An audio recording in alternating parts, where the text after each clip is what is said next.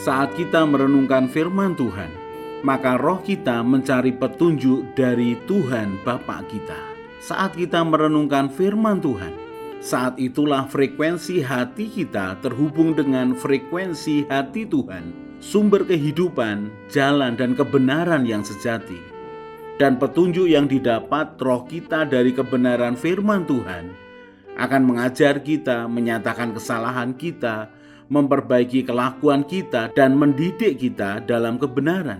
Maka ketika kita melakukan kebenaran Tuhan, hidup kita akan menjadi terang dan garam bagi siapapun di sekeliling kita. Kalau setiap hari kita belajar firman Tuhan, maka hidup kita ini dijagai untuk selalu berada dalam kehendak Tuhan.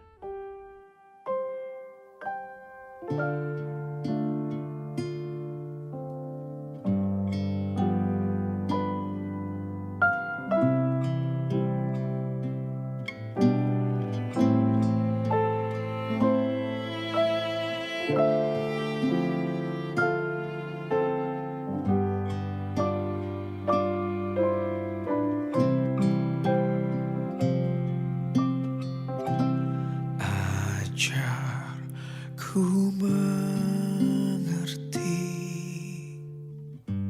segala rencanamu,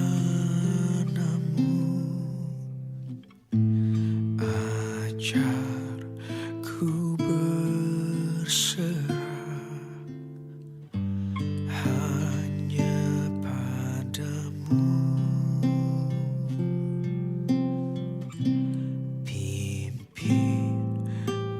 Jalanku dalam terang firman-Mu, ajar ku berharap hanya padamu.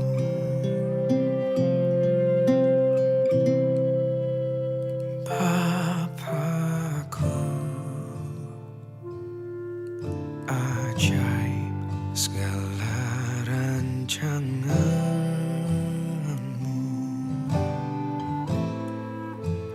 Tuhanku. Heran perbuatan-Mu,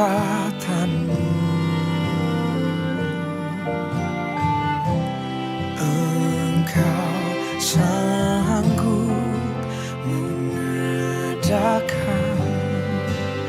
segala yang ku perlukan menurut kehendak-Mu terjadi.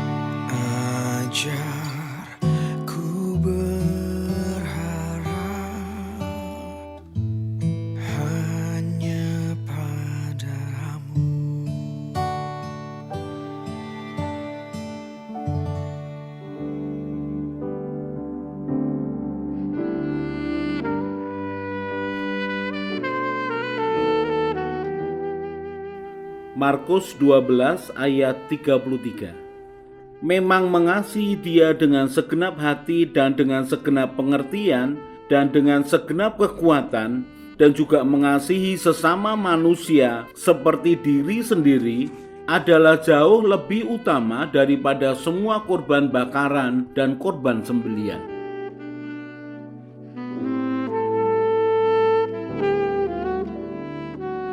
Banyak orang menganggap bahwa ketika Tuhan Yesus hidup di atas muka bumi, maka Dia adalah orang yang tidak punya atau orang yang pas-pasan.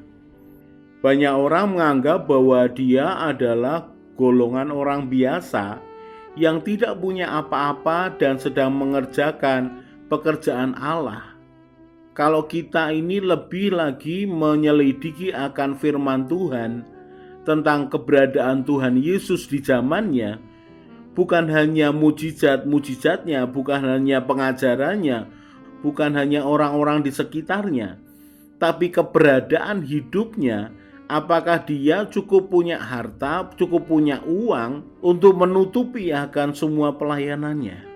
Ketika kita bisa menyelidiki lebih jauh lagi apa kata firman Tuhan tentang pelayanan Tuhan Yesus, maka cara pandang kita melihat Tuhan Yesus akan berubah.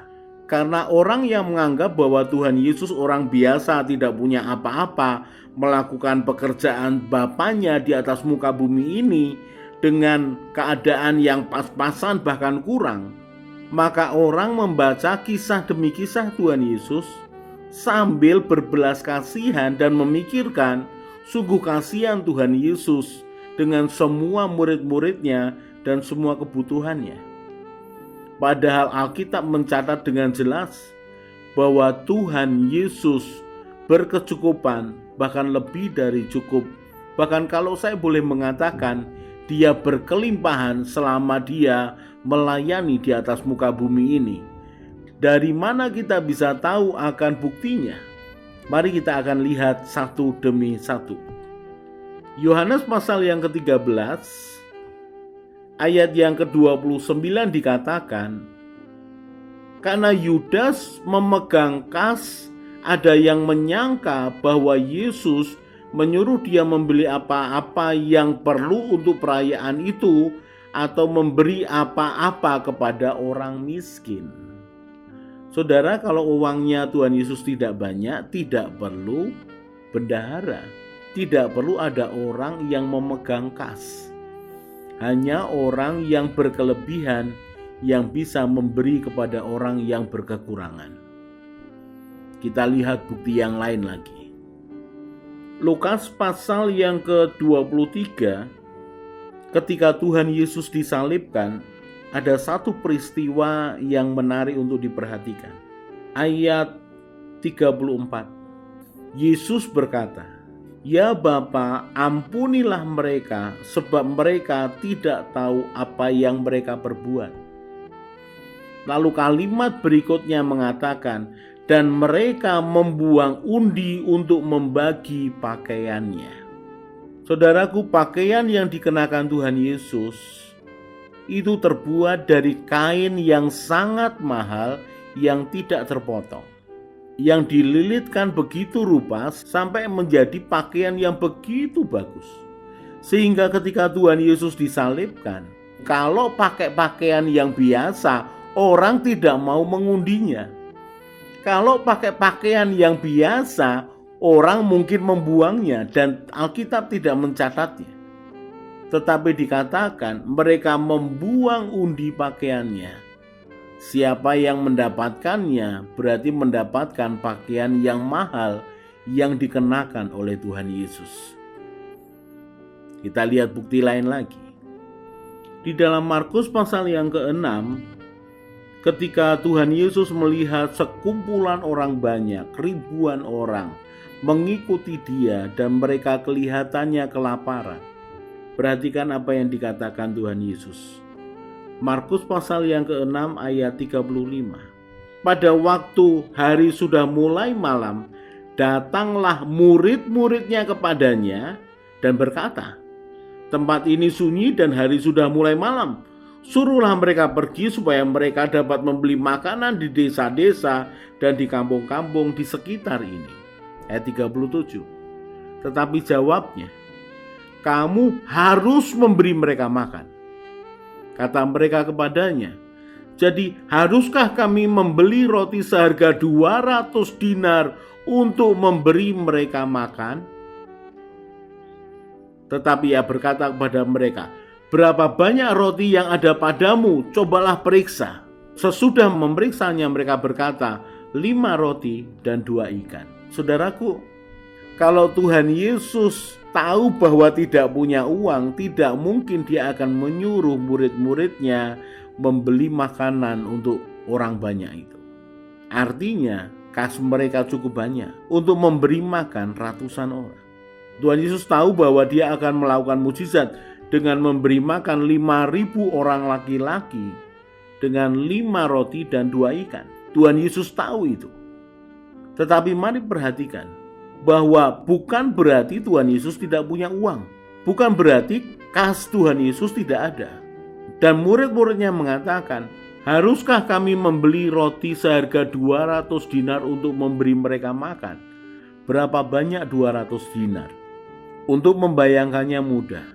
Upah kerja 1 hari adalah 1 dinar. Jadi kalau 200 dinar berarti orang bekerja selama 200 hari. Yang kira-kira hampir 6 bulan lebih orang kerja.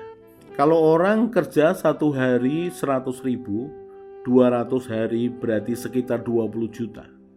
20 juta uang yang cukup banyak untuk hanya membeli roti, saudara. Itu menggambarkan bahwa Tuhan Yesus memiliki uang yang cukup. Pertanyaannya adalah, sebenarnya dari manakah uang begitu banyak ada di dalam kas pelayanan Tuhan Yesus? Jawabannya ada di dalam Lukas pasal yang ke-8. Judulnya, perempuan-perempuan yang melayani Yesus. Ayat yang pertama. Tidak lama sesudah itu Yesus berjalan berkeliling dari kota ke kota dan dari desa ke desa memberitakan Injil Kerajaan Allah. Ke-12 muridnya bersama-sama dengan dia. Dan juga beberapa orang perempuan yang telah disembuhkan dari roh-roh jahat atau berbagai penyakit, yaitu Maria yang disebut Magdalena yang telah dibebaskan dari 7 roh jahat, Yohana istri Kusa bendahara Herodes, Susana, dan banyak perempuan lain. Perempuan-perempuan ini melayani rombongan itu dengan kekayaan mereka. Ada wanita-wanita yang sudah disembuhkan, ditolong oleh Tuhan Yesus, melayani Tuhan Yesus dengan kekayaan mereka. Saudara bisa bayangkan Yohana istri Kusa bendahara Herodes, salah seorang yang ditolong oleh Tuhan Yesus. Dan perempuan-perempuan ini melayani rombongan Tuhan Yesus dengan kekayaan mereka. Saudara, ketika kita bisa melihat bahwa Tuhan Yesus ketika menjalankan tugasnya di bumi ini, dia bukan orang yang kekurangan. Rombongan Tuhan Yesus bukan rombongan peminta-minta. Mereka dicukupi lebih dari cukup, bahkan limpah. Maka ketika melihat hal ini, cara pandang kita melihat Tuhan Yesus dan murid-muridnya jadi berbeda. Mereka bukan orang kekurangan yang melayani. Mereka orang yang berkecukupan, bahkan lebih dari cukup untuk melayani banyak orang. Ada kebanggaan dalam hati saya ketika mengetahui bahwa rombongan Tuhan Yesus rombongan yang lebih dari cukup. Karena kebanyakan orang melihat bahwa Tuhan Yesus hidup pas-pasan bahkan kekurangan. Tetapi dengan mengetahui hal ini, maka kita bangga bahwa Tuhan yang kita sembah, Tuhan yang menjadi manusia di dalam Yesus Kristus, bukan Tuhan yang kekurangan, tetapi Tuhan yang berkecukupan, bahkan lebih dari cukup. Belajar apa tentang hal ini? Belajar menghargai Tuhan lebih dari sebelumnya. Dia Tuhan pemilik surga yang memiliki segala-galanya, turun menjadi manusia. Dan dia Tuhan yang hidup lebih dari cukup, tetapi memahami orang-orang miskin. Dia Tuhan yang berani menegur ahli-ahli Taurat, orang-orang Farisi, bahkan orang-orang kaya, karena memang Dia melayani tidak kekurangan. Mari bangga dengan Tuhan kita. Tuhan yang kita sembah itu memiliki lebih dari cukup untuk bisa menolong kita.